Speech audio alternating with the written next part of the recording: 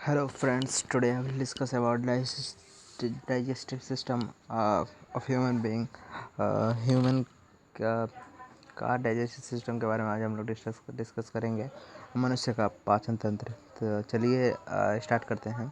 तो मनुष्य का पाचन तंत्र, हम लोग जो खाते हैं उसका पाचन होता है, तो उससे हमें एनर्जी मिलती है और हम काम करते हैं और हम लोग हेल्दी रहते हैं। ओके, तो हम लोग पता करते चलिए जानते हैं कि कैसे पाचन होता है। तो पाचन वैसे नॉर्मली 5 तरीके से होता है, जिसे हम लोग कहते हैं। पहला है इंजेशन, दूसरा है डाइजेशन, तीसरा है एब्जॉर्प्शन, चौथा है एसिमिलेशन और पांचवा है इजेशन। ओके, तो एक एक करके हम लोग डिस्कस करेंगे कौन क्या होता है। तो चलते हैं पहले इंजेशन पे। इंजेशन होता क्या है?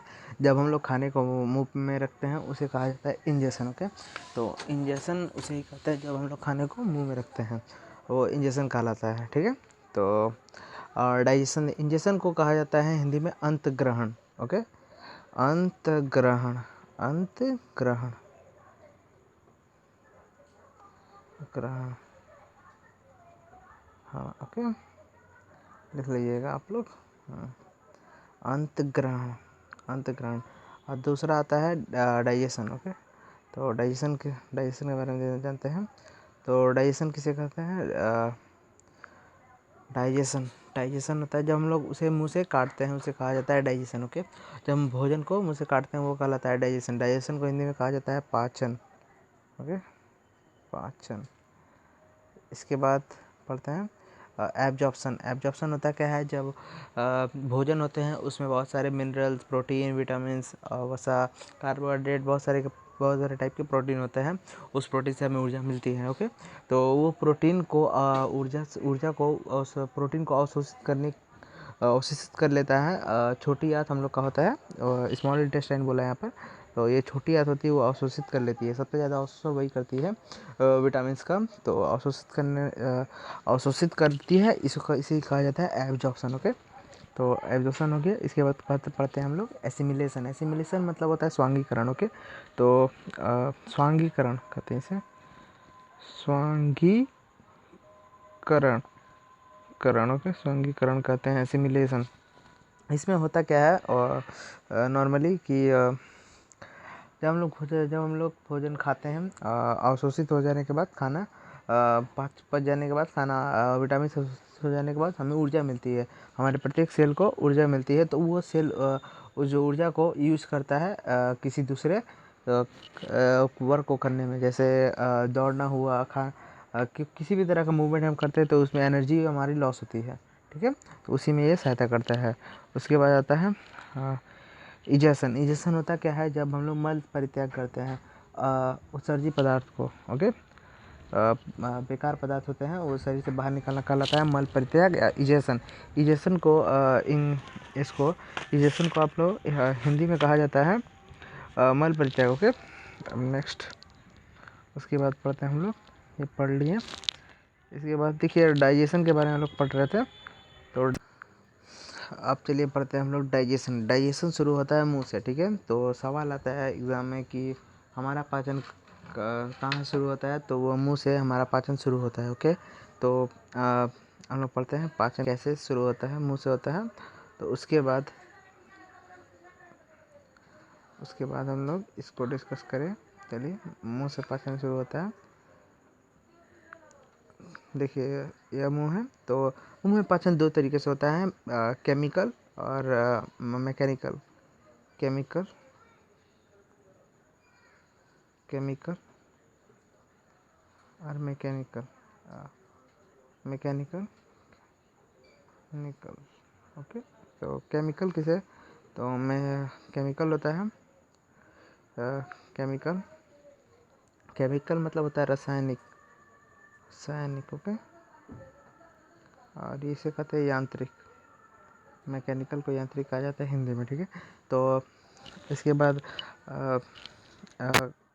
यांत्रिक में दो तरीके से होती है। यांत्रिक में, मैकेनिकल में, पहला तो दांत करता है, ये दांत है यह करता है, और दूसरा जीभ करता है पाचन। ठीक है, और डाइजेशन करता है। ओके, तो ये दोनों मिलकर पाचन करते हैं यांत्रिक में।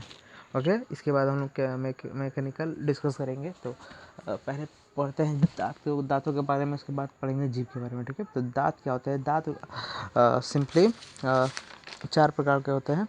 तो पहला दांत होता है कि रदनक, इसको पहला दांत होता है कृतक। ये सामने वाला है, इसी को कहा जाता है कृतक। ओके, ये सामने वाला है, इसी को कृतक कहा जाता है। ठीक है, कृतक। ठीक है, और कृतक को कहा जाता है इंग्लिश में इंसीजर।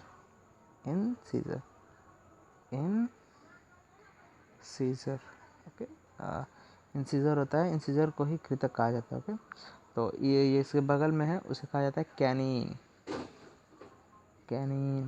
ओके, यह है कैनिन। उसके बाद आता है कैनिन। अब देखिए, यह जो कैनिन है ये बहुत इंपॉर्टेंट है। कैनिन यह बच्चों में नहीं पाया जाता है, बच्चों में नहीं पाया जाता। ओके, उसके बाद यह अक्सर मांसाहारी में पाया जाता है। ठीक है, मांसाहारी में, हरी जानवरों में पाया जाता है, ठीक है, मांसाहारी जानवरों में या मैमल्स हम लोग में पाया जाएगा, जानवर नहीं, हम लोग में मांसाहारी जो मांस खाते हैं उसमें पाया जाता है। इसके बाद आता है फर्स्ट, उसके बाद प्रीमोलर। ठीक है ना, तो इसको कहता है अर्धचवर्णक।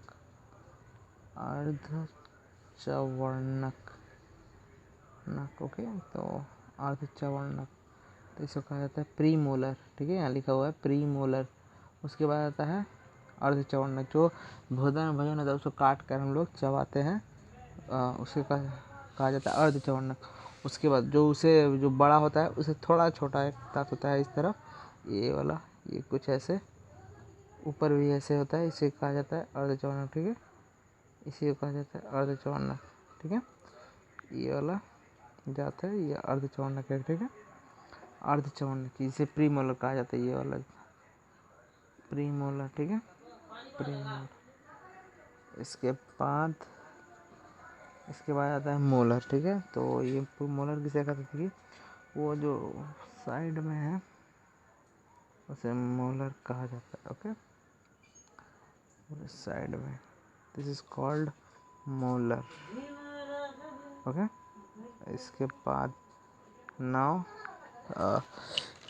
हमने पढ़ लिया प्री मोलर। मोलर को कहा जाता है चवर्णक। ठीक है, तो मोटा वाला दांत होता है जिससे हम लोग भोजन को चबाते हैं, वो कहलाता है चवर्णक। ओके, आज यही तक रहने देते हैं, नेक्स्ट वीडियो में आगे डिस्कस करेंगे।